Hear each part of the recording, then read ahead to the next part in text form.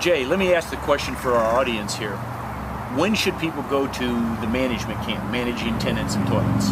Well, I think either they're contemplating, they know they're going to do a deal for property, or they're already a property owner. That's about the time I'd get very interested in this. You don't want this thing to build up behind you and violate some rules that are very basic rules, which can ultimately cost you a lot of money with these various agencies. There's so many things on the, shall we call them the run-down properties, where counties and or cities, legal aid or somebody, can raise heck with you if a tenant complains about it. You need to at least have a tip-off on what to do here. So I would say a 3-day seminar course will pay you 10 times what it cost you to come to get this basic information.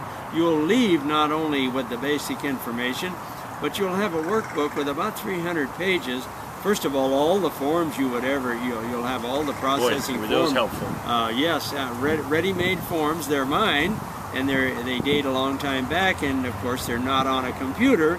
You can put them there if you'd like, but these are the forms where you can process and put a tenant in to live on your property, and they work just fine the way they are. Yeah, they really did help me, but the thing after the fixture camp was I'd be able to call you almost any hour of the day, early evening, right, to follow up on a specific situation, specific tenant, on an ongoing basis, part of your telephone mentoring. Part of the telephone mentoring, and also even a little freebie after seminars, either a fixture camp or management.